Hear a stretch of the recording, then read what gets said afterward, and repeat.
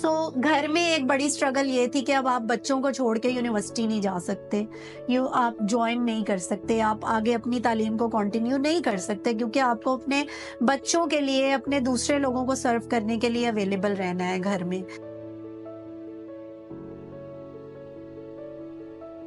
میرا نام سنیا ڈار ہے اور میرا تعلق لاہور سے ہے۔ بنیادی طور پہ basically I am a psychologist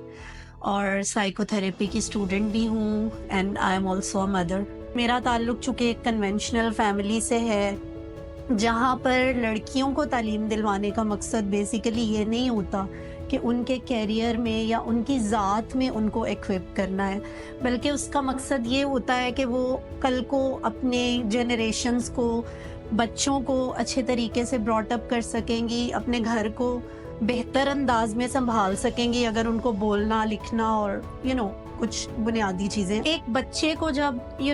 belongingness اور وہ ایکسیپٹنس اپنے گھر کے انوائرمنٹ میں نہیں ملتی تو وہ بچہ جذباتی تناؤ سے اسٹرگل کرتا ہے، اور اس جذباتی تناؤ کا ایک رسپانس یہ ہوتا ہے کہ بھاگ جانا۔ 18 سال کی عمر میں جب میری شادی کا فیصلہ کیا گیا تو مجھے لگا کہ شاید یہ، کیونکہ مجھے اپنے انوائرمنٹ میں وہ چیز نہیں مل رہی، یہاں پر بلونگنگنیس، وہ ساتھ، وہ پیار، وہ سپورٹ جو مجھے چاہیے، تو شاید کسی اگلے رشتے میں جا کے یہ چیز میں اپنے لیے پا سکوں۔ تقریباً شادی کے 10 سال بعد جب مجھے یہ ریئلائز ہوا کہ مجھے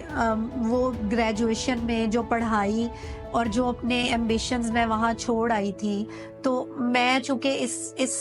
میں نے 10 سال بہت سرو کر لیا ہے سوسائٹی کی ایکسپیکٹیشنز کو اور ان سب چیزوں کو، اور مجھے لگتا ہے کہ اس میں میرا سروائیول پاسبل نہیں ہوگا، تو مجھے اپنی ایگزسٹنس کے لیے کچھ ڈھونڈنا ہے، کچھ کرنا ہے۔ میری ایک ذات تھی جو پیچھے رہ گئی ہے۔ جب میں نے یہ بات اٹھائی کہ مجھے پڑھنا ہے، مجھے دوبارہ سے مجھے ایڈمیشن لینا ہے ماسٹرز کے اندر، تو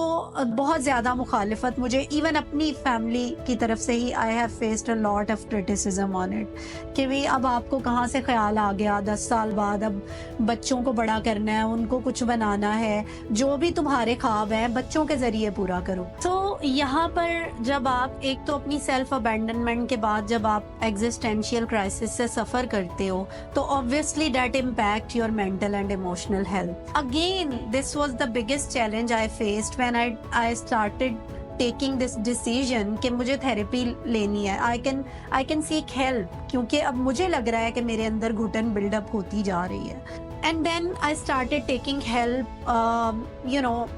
almost secretly، کہ خود سے ہی somehow I managed it through some of my inner circle and then I started seeking therapy۔ میں یہ پیغام دینا چاہتی ہوں کہ بنیادی طور پہ it's very difficult to create your own life on your own scripts، right؟ لیکن اگر آپ دنیا کے اپنی ذات کو ابینڈن کر کے اگر آپ دنیا کے لیے اویلیبل ہوتے ہو تو بنیادی طور پہ وہ چیز نہ تو آپ کی اپنی ذات کو سرو کر رہی ہوتی ہے اور نہ ہی دنیا کو اس طریقے سے سرو کر رہی ہوتی ہے جس طریقے کی سروس اس کو، دنیا کو، آپ کے ارد گرد کے ورلڈ کو اس کی سفرنگ سے نکالنے کے لیے چاہیے۔